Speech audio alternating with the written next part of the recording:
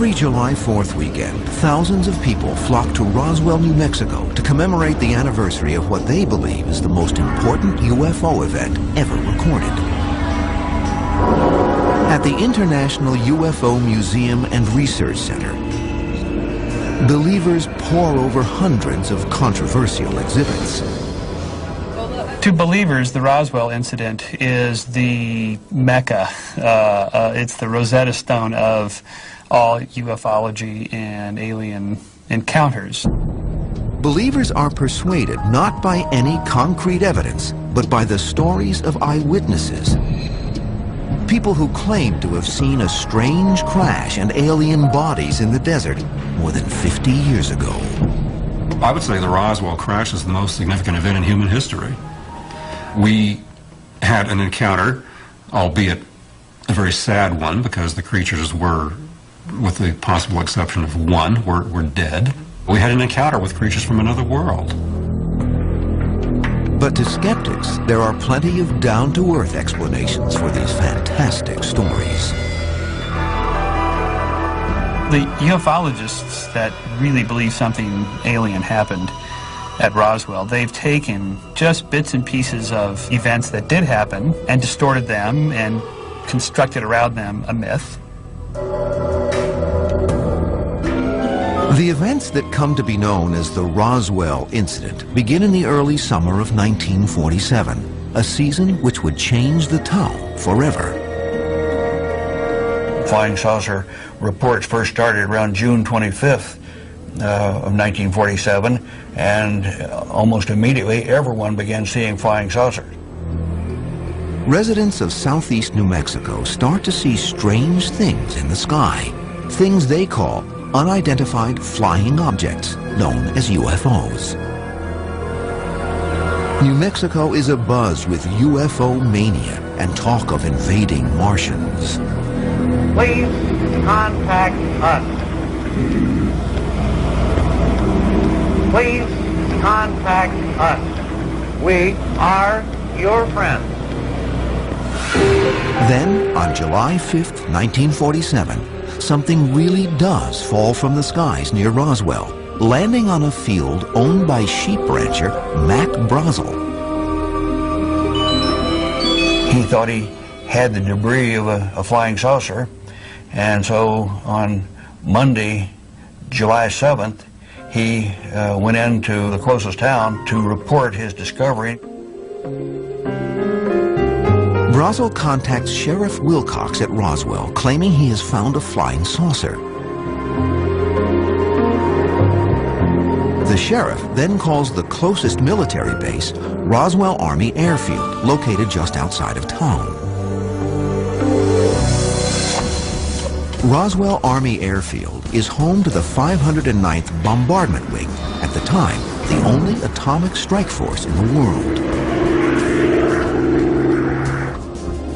The Army Air Force reacts quickly, sending 2 officers the same day to investigate the site. They check out the crash area and bring the debris to the base. At noon the next day, Walter Haut, a public information officer at the base, issues a press release announcing the retrieval of a flying saucer.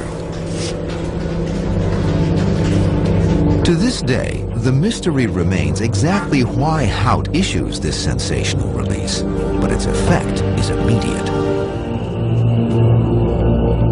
Well, when Walter's story went out, it was a bombshell. You know, all of a sudden, you know, the whole world was hearing this business about, you know, a flying saucer having been retrieved on somebody's sheep ranch. Phone calls jammed the base switchboard. 4 hours later, Colonel Blanchard, commander of the 8th Air Force, takes steps to contain the frenzy. Furious with the commotion, he orders a retraction of the press release. The debris is flown to Fort Worth Army Airfield in Texas on orders from the government in Washington. Here, they have chosen the commander of the base, high-ranking Brigadier General Roger Ramey, as the best person to defuse the growing hysteria. inspects the wreckage and declares at a press conference on July 8th that it's nothing more than the remnants of a weather balloon. The bits of wood and plastic are then crated up and flown to Wright Field Army Air Base in Dayton, Ohio.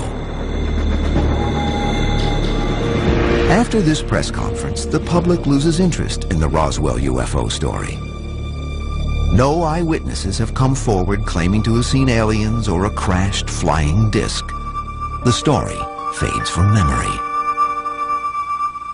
We have to remember that the Roswell incident was not an incident in 1947. I mean, after those initial reports, the whole thing just died. For almost 30 years, stories about a crashed alien spacecraft at Roswell would lie dormant, only to surface again later with renewed force.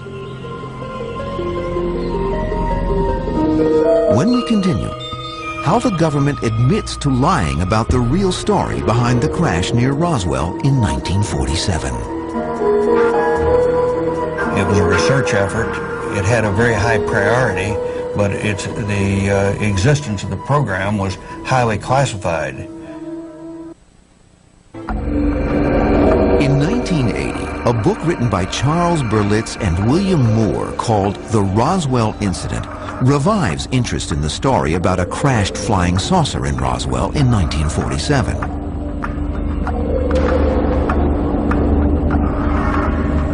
Berlitz is convinced that there must be something more behind the tale of crashed wreckage that was so quickly dismissed by the Air Force as a simple weather balloon.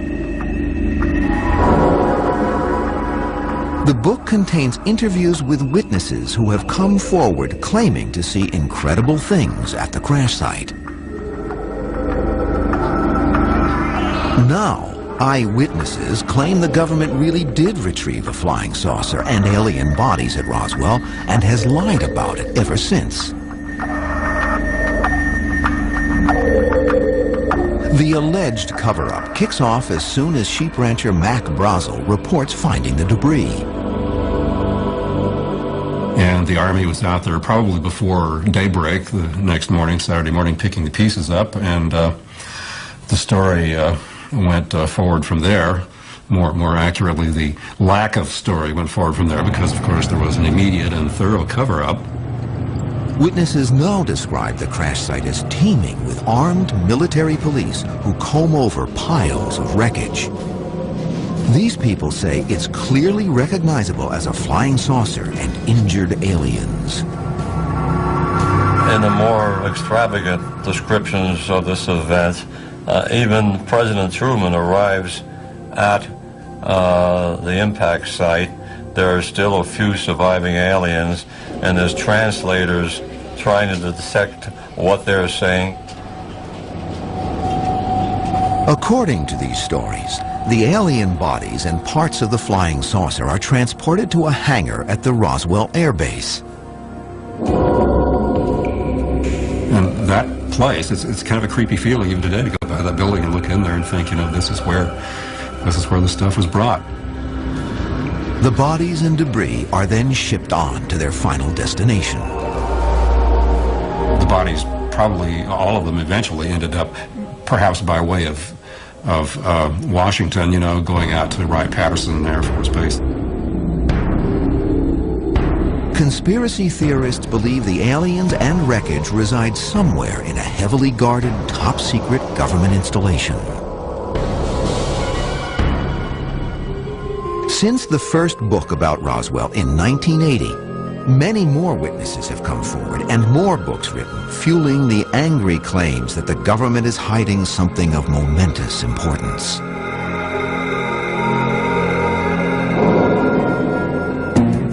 But the government sticks to its 1947 original story of a weather balloon.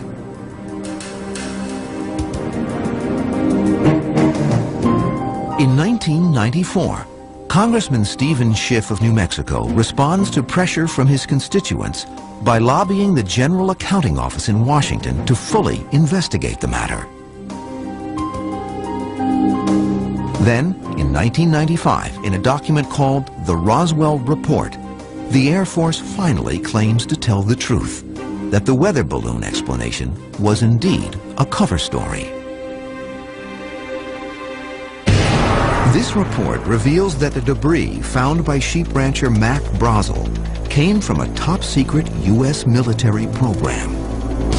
Given the code name of Mogul, the military was testing special devices attached to high-altitude balloons as a way to spy on the Soviet Union. After we used nuclear weapons to end World War II, the American military became very concerned that such weapons could be used against us. And in view of the knowledge of the Soviet espionage, there was great concern in monitoring the development of the Soviet nuclear weapons. As a result, there was very great pressure to get some detection system going.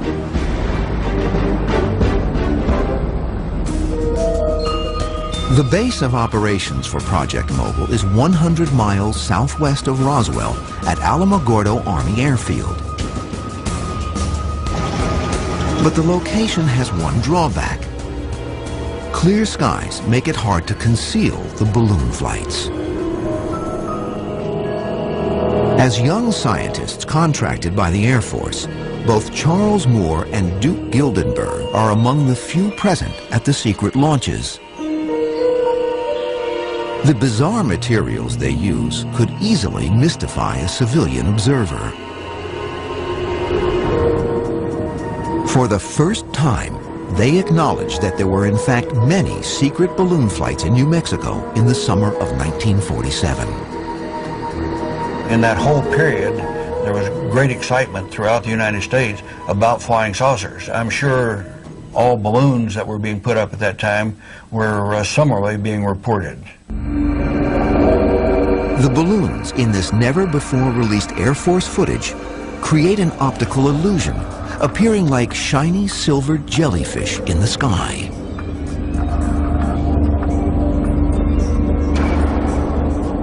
Project Mogul will send aloft a highly classified device ringed with sensitive microphones attached to a 600-foot-long string of helium balloons. This top-secret payload can acoustically detect atomic explosions, even from the other side of the world.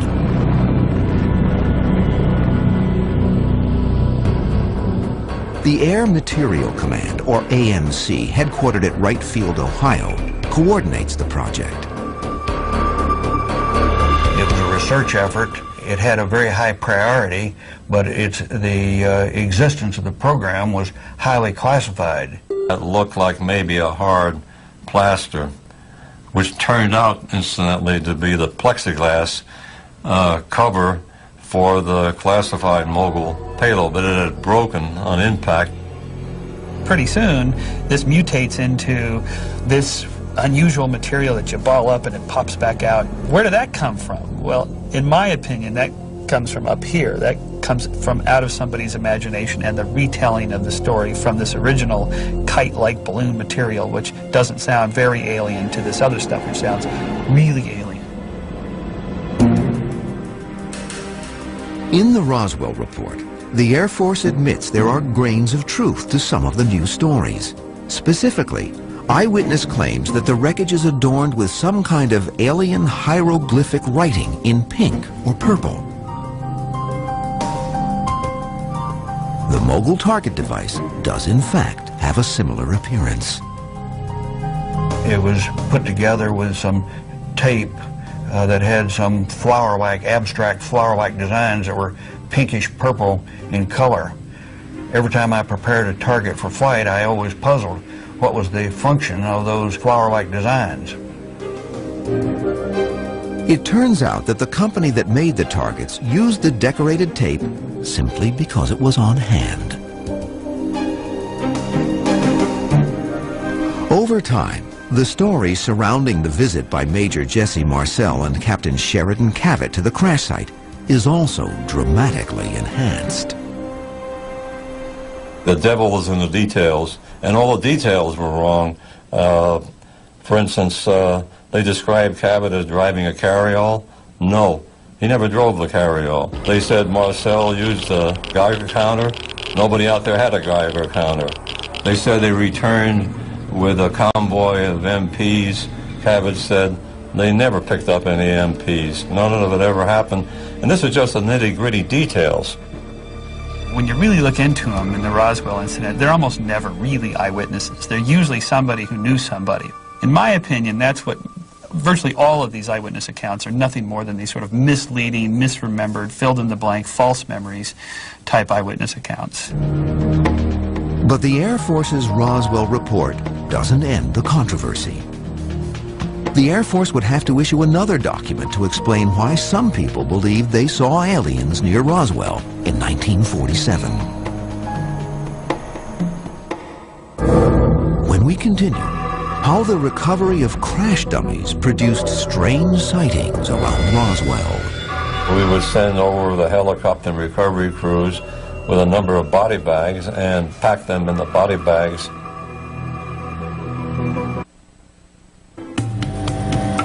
In 1995, the U.S. Air Force tried to put an end to the mysteries of the alleged 1947 Roswell UFO crash with its official study, the Roswell Report. This explains how a top-secret reconnaissance balloon project most likely accounts for descriptions of the unusual materials found on a remote New Mexico ranch. But this report does not make any attempt to explain why many witnesses quoted by UFO researchers believe they saw aliens. Although their descriptions of the aliens vary in details, they do share many characteristics. We're generally looking at creatures with very, very short stature, no more than probably 3.5 feet. The four-fingered hand seems to be pretty much a point of agreement. Additionally, witnesses describe the bodies as having no hair, no eyelashes or eyebrows, and no visible ears. The heads tend to be described as pear-shaped with somewhat larger than usual eyes, with other orifices not very well marked, not much of a mouth, not much for ears or nose. Witnesses compare the alien bodies to dummies or dolls with expressionless, serene looks on their faces. They are dressed in something like a one-piece jumpsuit. To dispel the myth that the government retrieved aliens at the Roswell crash site, the Air Force issues a second document called the Roswell Report, Case Closed, in 1997. This details another secret program, Project High Dive, conducted by the Air Force between 1954 and 1959. High Dive tests a revolutionary parachute that will operate at extremely high altitudes. Too dangerous for humans, the first chutes are tested on anthropomorphic dummies. We had anthropomorphic dummies that we instrumented, and we could send these dummies to high altitude on single balloons, and with a command signal could separate the balloon from the dummy and let it free fall and open a parachute at some altitude just to see what data we could gather.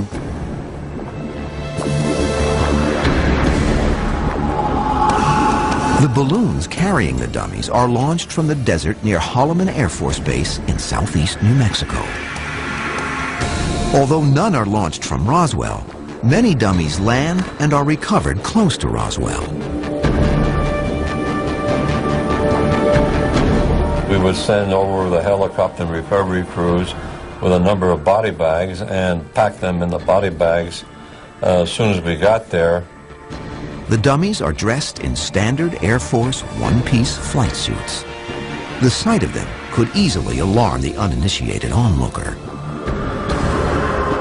But they also described the dummies in details, like saying they had no hair, no ears. The mouth did not seem to serve as an opening for conversation or digestion, and on and on and on. One witness described an alien body as cold to the touch. This is entirely appropriate since the dummies plunge from the stratosphere, where they have been subjected to sub-zero temperatures. On impact, they are still freezing, even as they lie on the desert floor. The recovery crews also use an ambulance converted into a communications vehicle and a type of 4x4 truck known as a weapons carrier. These same vehicles are frequently mentioned by witnesses as being present at the alien recovery site.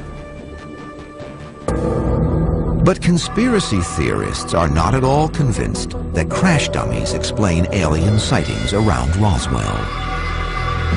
First of all, the crash dummies are around 6 feet tall. And compared to these little guys we're talking about, these little 3.5 foot lithe, thin, very, very small figures, I really can't see how anybody could make that mistake. Also, the dummy experiments began 7 years after the alleged Roswell crash. However, the Air Force believes the many similarities between the descriptions cannot be denied. But even those who support the Air Force's explanations are not entirely convinced. I think it's just the Air Force's attempt to provide some meat here to the story to explain it. What else could these aliens be? For most skeptics, they're entirely up here. Either they're making it up, or they're just had fantasy-prone personalities. They think they saw something. Did they see crash dummies? Maybe. The dummies used in Project High Dive cannot explain one important story about an alien encounter. A sighting held by conspiracy theorists to be the single most convincing proof that aliens did land in Roswell. When we continue, how a pilot becomes grotesquely disfigured and mistaken for an alien. And by now, my eyes had completely swollen shut and had turned black.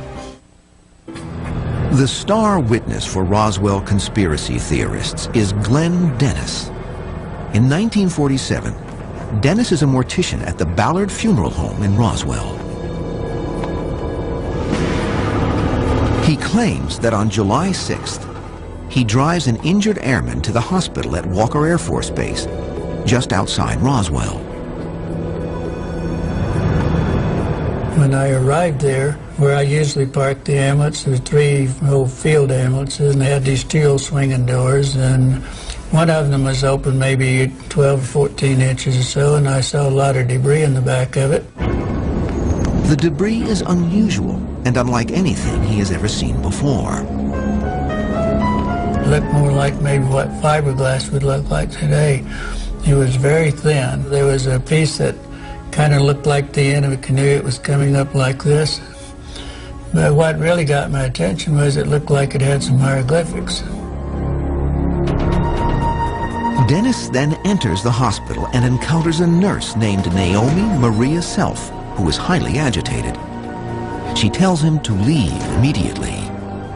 He was in the process of leaving, and these people accosted him and said, "What are you doing here?" And he said, "Well, I came out here on business, And they said, "Well, you're not supposed to be here."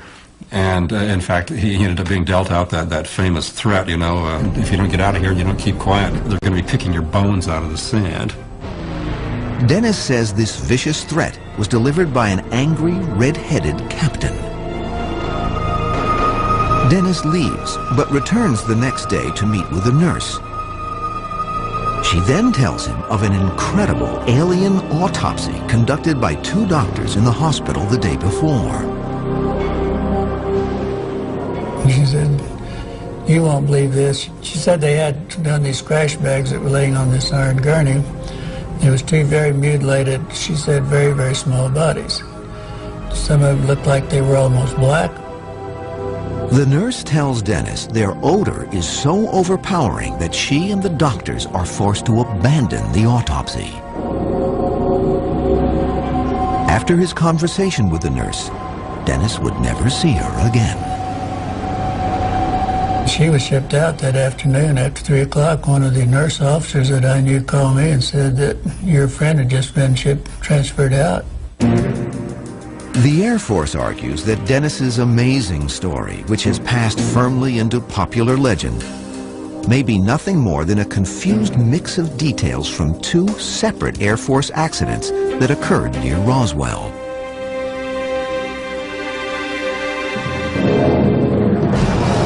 The first accident occurs in 1956. An Air Force aircraft crashes into the desert outside Roswell. 11 crew members perish. The crash site is surrounded by MPs to keep the public away from the grisly scene. The black, mangled bodies of the crew are taken for autopsy to Walker Air Force Base. Due to the overpowering smell of burnt flesh and fuel, the autopsy is stopped and the bodies sealed in body bags. The bags are then sent to the Ballard Funeral Home in Roswell, where proper refrigeration is available. Dennis, an employee of the funeral home, may have seen the bodies here, placed in cold storage. The Air Force believes that Dennis's memory of the event may have evolved into this tale of an alien autopsy. In psychology, we call this confabulation, where you're mixing real memories with your own interpretations of them, with fantasies that you've added to it, with other people's accounts of what they think they saw, and all that becomes a genuine memory for you, but it doesn't really exist anywhere else other than this one person's mind. Then that becomes the star eyewitness account in this Roswell incident, when in fact it doesn't really represent anything at all. As for the nurse, government records show there was never anyone named Naomi Maria Self stationed at Walker Air Force Base, and no one by that name ever served in the Air Force. Other details of Dennis's experience at the hospital can be explained by an Air Force balloon accident. It is related here for the first time on camera by an Air Force officer involved in the accident. Here is the genesis of the observations by the off-base non-Air Force people that aliens were seen being taken into the hospital at Roswell. Since 1954, the Air Force has been testing a special high-altitude parachute with anthropomorphic dummies. However, research gained from these dummies was inconclusive. We reached a point, I would say beginning in about 1958, that we needed now to start looking at actual human subjects rather than just dummies. This new endeavor, codenamed Project Excelsior, is a risky undertaking. Captain Joe Kittinger, a fearless, red-headed test pilot, volunteers to jump from an open gondola from the edge of space at 100,000 feet to test the parachute. The training for this dangerous project operates under strict secrecy. Two other pilots, Captain Dan Fulgham and Captain Bill Kaufman, also prepare for the perilous mission. The three intrepid pilots ascend in a special gondola on May 21st, 1959, on a simple low-level training flight. But the landing outside Roswell doesn't go according to plan. And the gondola dropped to the ground. The lateral speed was such that it tin-canned it. It just turned it end over end over end. But as it came to rest upside down. I was lying on the ground. And the lip of the gondola trapped my head between the gondola and the ground. Fulgham's head immediately swells. The recovery helicopter flies him and Kittinger, who has minor injuries, to the hospital at Walker Air Force Base. The balloon unit's recovery crew, driving their communications vehicle, a converted ambulance, picks up Kaufman in the balloon wreckage and drives over to the base.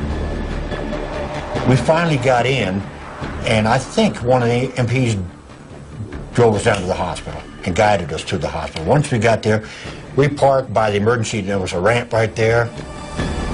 The converted ambulance is parked exactly where Dennis claims to have seen an ambulance with bizarre wreckage inside.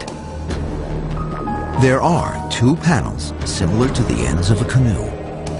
There is also writing on them which could be difficult to decipher at a distance. Inside the hospital, Fulgham's head has swollen to twice its normal size. This remarkable photo was taken days after the swelling had already begun to subside.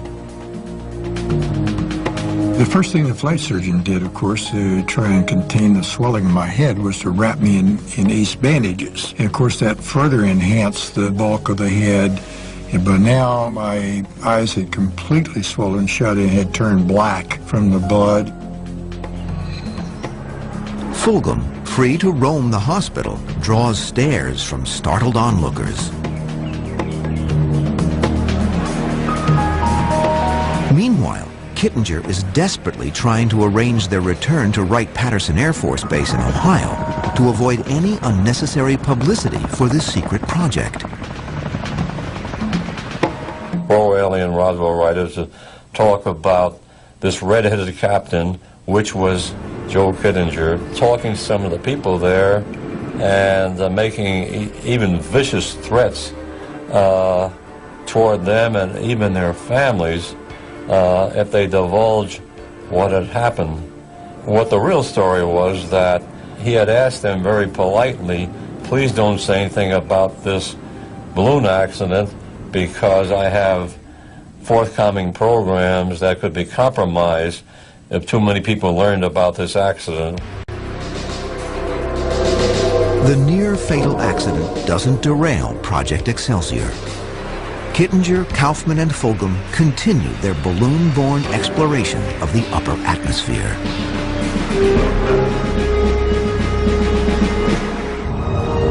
With the dawn of the space age, New Mexico will see more exotic Air Force experimentation in the 1960s and 70s. Experiments that will continue to fuel stories of UFOs in Roswell. When we return, how experiments with space probes triggered reports of UFOs. We launched the Viking nose cone with hot rockets on board from Roswell itself. Since the alleged crash at Roswell in 1947, residents of New Mexico have described silver discs zipping through the air.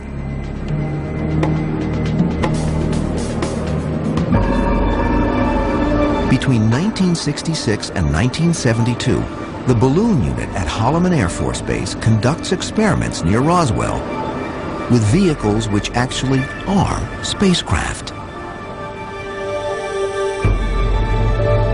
But they aren't extraterrestrial.